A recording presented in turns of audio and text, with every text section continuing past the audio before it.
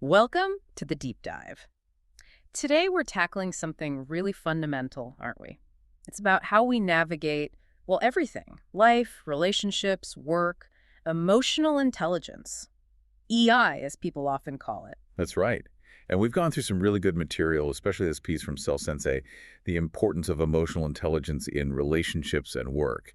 Does a great job pulling together a lot of the key psychological thinking. Yeah, it really synthesizes things well. So our goal here for this deep dive is to really pull out the core stuff about EI. Hmm. What is it actually? Why is it such a potential game changer for you in your relationships, your career? And maybe most importantly, how can you actually work on it? Exactly. We want to give you something tangible, tools you can use. Go beyond just the buzzwords. Because this isn't just, some passing trend. The evidence really stacks up. Emotional intelligence seems to be this foundational skill. Some even argue it's, well, maybe even more critical for success than pure IQ. That's a big claim, but there's substance behind it. So let's dive in. When we talk about emotional intelligence, what exactly are we pinning down? Okay, so at its heart, EI is your ability to, first, perceive or recognize emotions in yourself and others, then understand them. After that, manage them. And finally, use that understanding effectively. So perceiving, understanding, managing, using. Exactly. It's about navigating the, let's say, emotional landscape of life skillfully.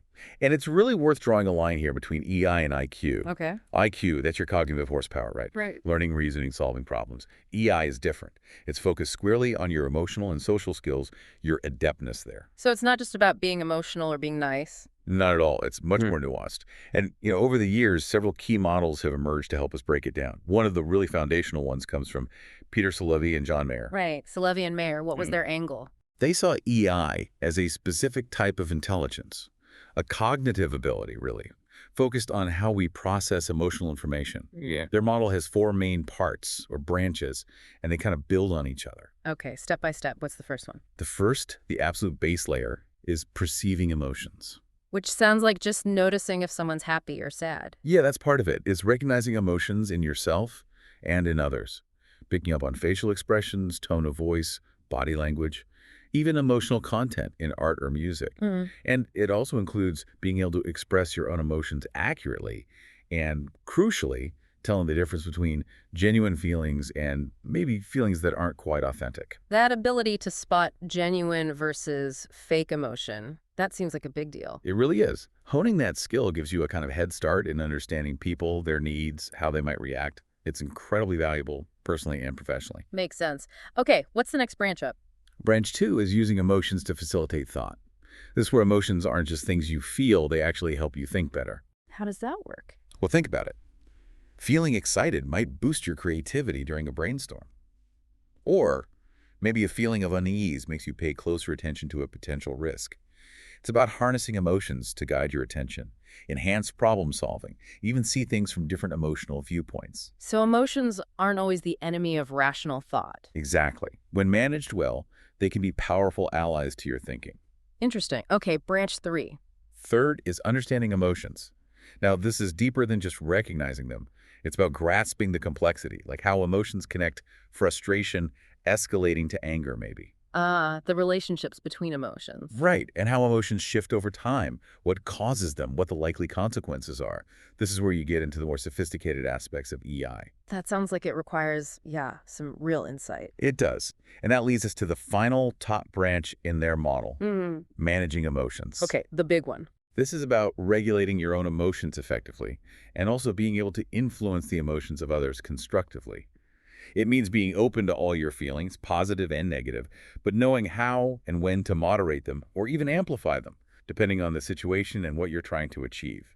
That's a pretty complete picture they paint. Is there a way to actually, measure this kind of ability-based EI? Yes, definitely. The most well-known tool is the Mayer-Salovey-Caruso Emotional Intelligence Test, the MSCET. It's designed specifically to assess those four branches we just talked about. Okay. And there are newer models, too, like the QE model, which is also gaining ground. It focuses on identifying, understanding, regulating emotions, really emphasizing solid scientific standards. These tests aim to give you a profile of where your strengths lie in these areas. Got it. So that's the Salovey and Mayer ability model. But you mentioned the Self-Sensei article covered others too, like Daniel Goleman's. Absolutely. Goleman is arguably the person who really put emotional intelligence on the map for, well, everyone. He made that powerful argument that EI might actually be more critical for success than IQ. Yeah, he really popularized it. And his model is often called a mixed model Mixed. Why mixed? because it blends those cognitive, emotional abilities we just discussed with other things like personality traits and social skills. It's a broader definition. Okay, so what did he include in his framework?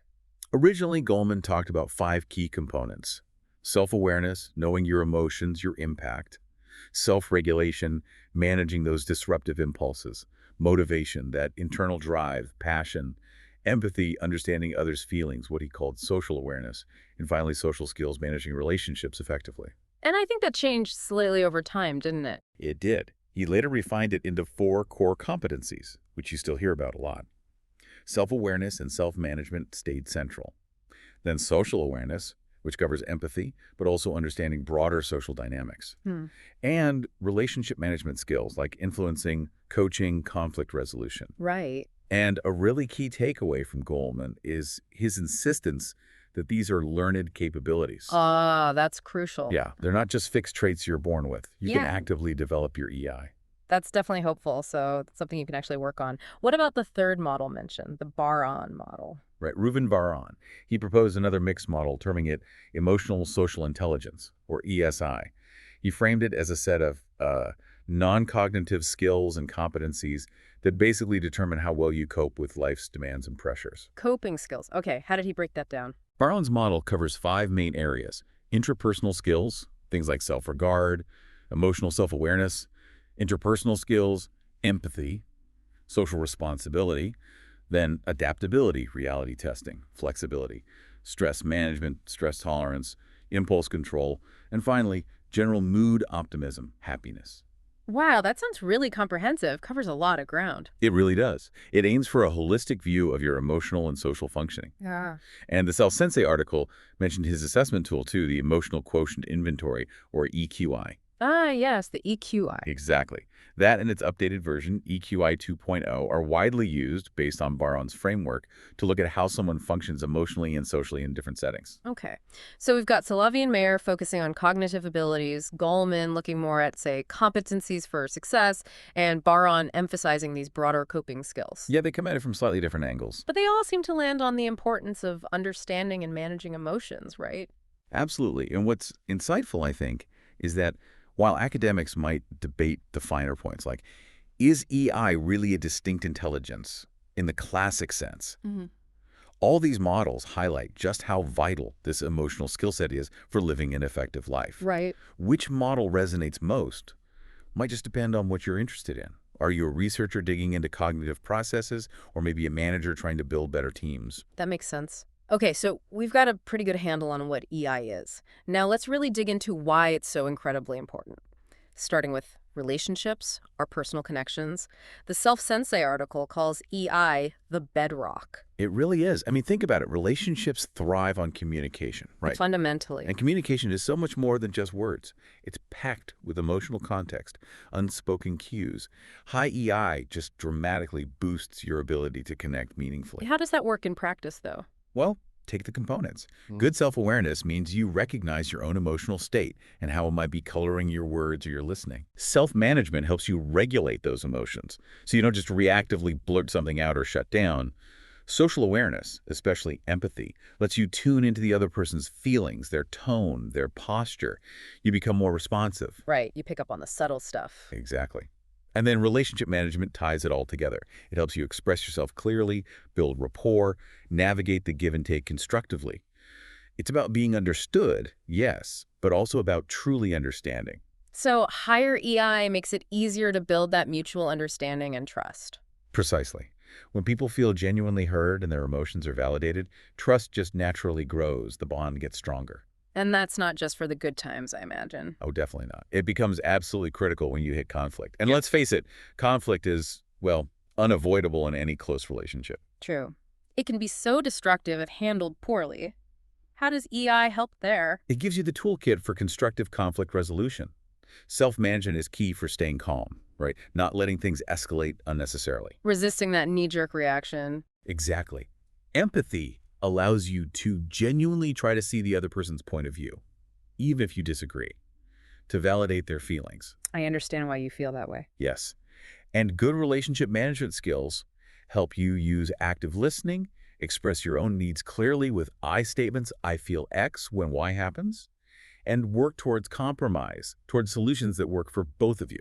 So you're not just trying to win the argument. Not at all. Emotionally intelligent people tend to approach disagreements looking for common ground, Yeah. not just digging in their heels or assigning blame. They manage the emotional heat in a way that can actually strengthen the relationship over time. It's interesting you say that because the Self-Sensei article mentions that couples therapy often focuses on building these exact skills. It absolutely does. A lot of therapeutic techniques are essentially EI training for couples. And the article really hammered home the power of empathy specifically. Yeah, empathy is huge. That ability to truly grasp and even share what someone else is feeling, to see things from their perspective, it's the heart of social awareness. How does it build connection? When you're empathetic, you're validating their experience. You respond supportively. That builds incredible trust. It's like saying, I see you, I get it, and I care. Especially in tough times. Oh, absolutely. During challenges, that empathetic connection can be everything. It helps you anticipate needs, respond in ways that are genuinely nurturing. And, you know, the article contrasts this with relationships where EI is low. Right. It painted quite a stark picture. High EI partners tend to have better communication, handle conflict better, show more empathy and support, Yeah. leading to more satisfaction, better well-being overall. And conversely, lower EI partners often struggle. Communication breaks down, conflict becomes destructive, there's a lack of empathy, lower satisfaction. It can be really damaging. The article even linked it to attachment styles, didn't it? It did, yeah. Secure attachment often correlates with higher EI, while insecure styles like avoidant attachment might struggle more, particularly with understanding and responding to a partner's emotions. Someone avoidant might just find it really hard to tune into or react appropriately to their partner's needs. So it really does shape the whole landscape of our connections, love, trust, respect. It really does. Now let's pivot slightly. Because EI isn't just for personal life, the Self-Sensei article makes a strong case that is just as vital, if not more so sometimes, in the workplace. Absolutely. It feels like it's gone from being a nice-to-have soft skill to something pretty core for professional success, wouldn't you say? Totally. It impacts leadership, teamwork, individual performance, even how we handle the daily grind and stress. Let's start with leadership. Why is EI considered so crucial for effective leaders now? Well, leaders with high EI are just better equipped for the job. They can inspire teams, create positive environments, manage conflicts effectively, navigate organizational politics. It touches everything. How does Goleman's framework apply here? Think about it. Self-awareness helps leaders understand their own impact. Are they motivating or demotivating? Self-management lets them stay calm under pressure, project optimism during tough times. Crucial for stability. Definitely. Social awareness, especially empathy, helps them understand their team members' needs, build trust, make more inclusive decisions. Empathy is consistently ranked as a top leadership skill. I can see why. And relationship management equips them to influence, mentor, resolve disputes, build collaborative bridges. It's about connecting with people, not just directing them. It sounds like it connects strongly to ideas like transformational leadership. Very much so. That ability to inspire people to go above and beyond often hinges on the leader's emotional intelligence. And think about today's workplace hybrid models, AI, constant change, a bigger focus on diversity and inclusion. Yeah, it's complex. Empathetic, emotionally agile leadership isn't just nice anymore. It's necessary to navigate all that effectively and keep teams aligned and motivated. Good leaders resonate, they don't just dictate. And it's not just the leader's EI, right? The article mentioned collective EI in teams. That's a fascinating concept. Team EI is the group's shared ability to understand and manage emotions. Teams high in this collective EI, they collaborate better, communicate more openly, resolve conflicts faster. And are more productive, presumably. Significantly, according to some research. Yeah. Studies suggest they can be much more productive and have way fewer destructive conflicts. One stat mentioned EI being responsible for something like 58% of job performance. Wow. That's huge. It really highlights why organizations should invest not just in individual EI training, but also in fostering it at the team level. creating that culture, psychological safety, open communication, mutual respect that builds collective EI. So individual skill and team culture work together. Exactly. It's a synergy. Okay, what about individual job performance? How does my personal EI affect how well I do my job? There's a pretty strong link. People with higher EI tend to perform better. They stay calmer under pressure, handle conflicts better, build stronger relationships with colleagues and clients, often get better performance reviews. Then maybe even better results like sales or pay. Yeah, the evidence points that way too. EI helps directly, using emotional skills on the job, but also indirectly. It makes you better at learning, adapting, managing stress, building networks, all things that boost performance. And speaking of stress, the modern workplace can be pretty stressful. How does EI help with that in building resilience? It's a massive help. EI gives you the tools to cope. Self-awareness helps you spot your stress triggers early. Self-regulation gives you ways to manage those reactions, helpfully deep breaths, reframing thoughts, whatever works for you. Instead of just letting the stress take over? Right. Emotionally intelligent people are usually better at communicating their needs, staying focused on goals despite pressure, seeking support when needed, and maintaining self-control. EI acts like a buffer. A buffer. Yeah, against the negative impact of stress. It gives you internal resources like optimism and adaptability, and helps you leverage external ones like your support network. It's very closely tied to resilience, that ability to bounce back. Investing in EI helps build a more adaptable, resilient workforce overall. Okay, so EI is clearly powerful, and the really good news, as the self-sensei piece stressed, is that it's not fixed. You can actually learn and develop it. Where does someone even start? Well, a good starting point is often getting a clearer picture of where you are now. You can use formal assessments like the EQI 2.0 or the MSCEI we mentioned earlier. They give you detailed feedback. But you don't have to do a formal test. Not necessarily. Simple self-reflection is incredibly powerful. Just regularly taking time to think about your emotional responses, your patterns, what makes you tick emotionally. And asking for feedback, maybe 360-degree feedback at work, or just asking trusted friends or family can be eye-opening. It helps you see potential blind spots in how you perceive yourself versus how others see you. Getting that outside perspective. Okay. So once you have some sense of your starting point, you can focus on developing the core components. The Self-Sensei article lays out practical strategies. First up, self-awareness. Knowing yourself, basically. Your emotions, thoughts, strengths, weaknesses, how you impact others. Exactly. And you can boost this through things like journaling about your feelings, practicing mindfulness or meditation to just observe your inner state without judgment. Paying attention. Yeah. Identifying your emotional triggers, what situations push your buttons, seeking specific feedback, understanding your core strengths and where you need to grow, even just noticing the physical signs of emotion in your body. It's an active investigation of your inner world. Like the last time you got really angry, did you stop to think why in that moment? Precisely. That kind of awareness is the foundation. Okay, so foundation is self-awareness. What's next? Next is self-management. This is about regulating those emotions and impulses you become aware of. Controlling yourself in a sense. In a healthy way, yes. Techniques here include the simple but powerful act of taking a pause before reacting when you're triggered. Mindful breathing helps calm the nervous system. Cognitive restructuring, that means challenging and reframing negative thoughts. Like challenging, I always mess up. Exactly. Replacing it with something more balanced like, okay, I made a mistake, what can I learn?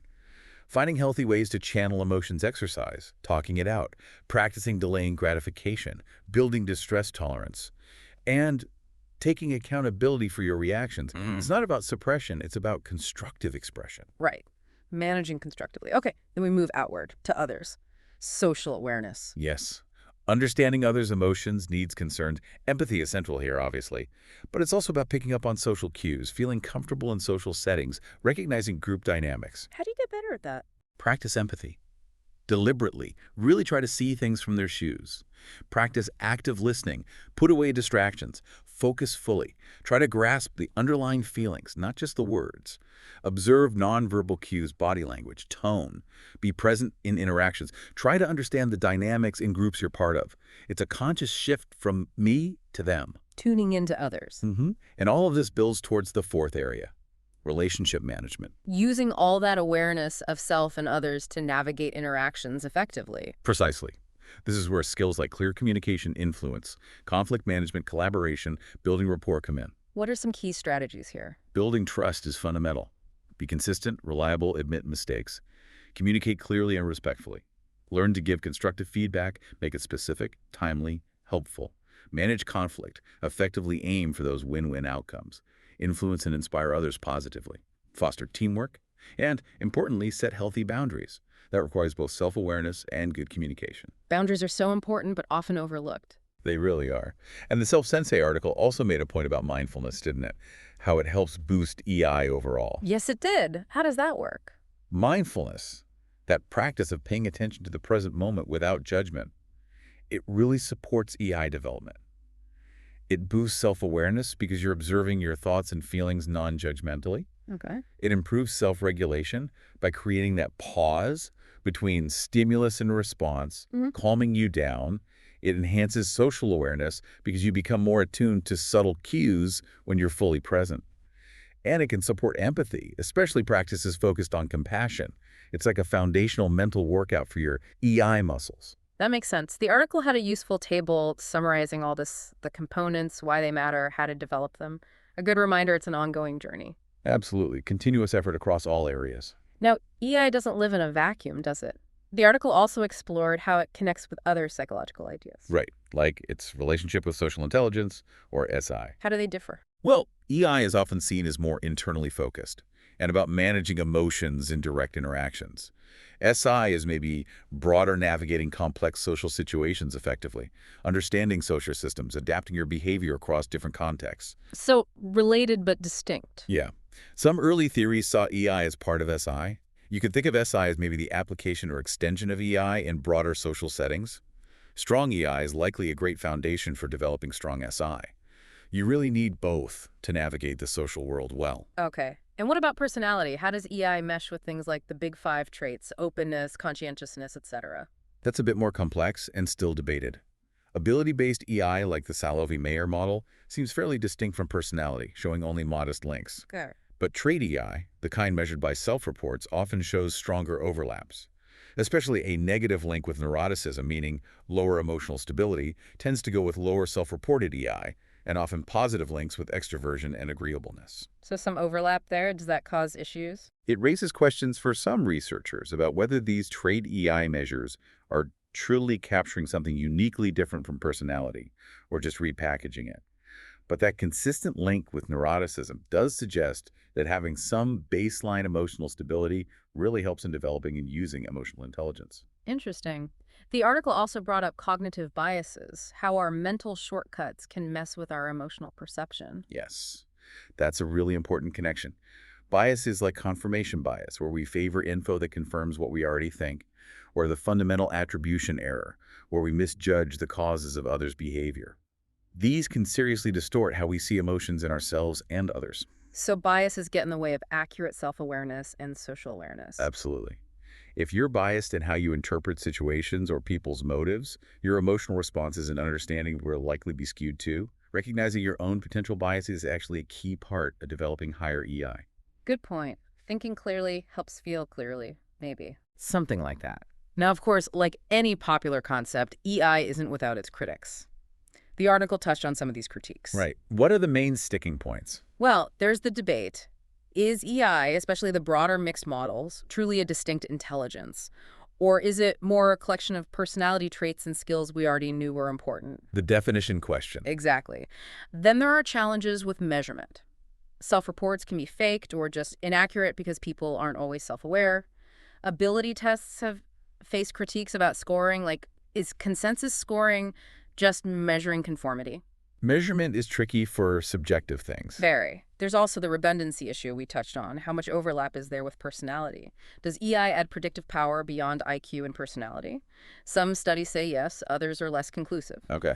And finally, the so-called dark side, the idea that EI skills could be used manipulatively. Using empathy to exploit someone, for example. Potentially yes. Though a constructive view of EI includes pro-social values. But it's important to acknowledge these critiques for a balanced view. Many are aimed more at the broader trait models than the core ability models. So valid questions to keep in mind. Definitely. And another crucial point the Self-Sensei article raised was culture. Emotional intelligence isn't culturally universal in its expression or interpretation. Makes sense. How we show or read emotions must vary. Hugely.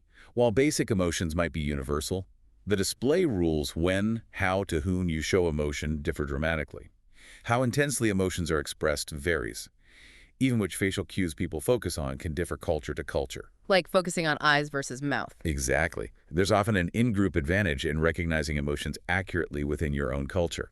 This means we need culturally sensitive EI assessments and training. What looks like high EI in one place might not translate directly somewhere else. Especially important in global organizations. Absolutely critical. Understanding and adapting to different emotional norms is key. Finally, the article looked ahead. EI research is still evolving, right?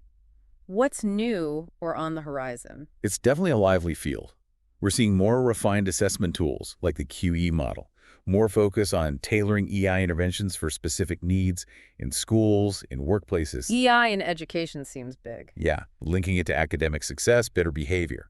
In the workplace, its relevance keeps growing for hybrid work, managing AI's impact, boosting well-being, driving inclusion. Empathetic, agile leadership is a huge focus. And future research. More long-term studies tracking EI development.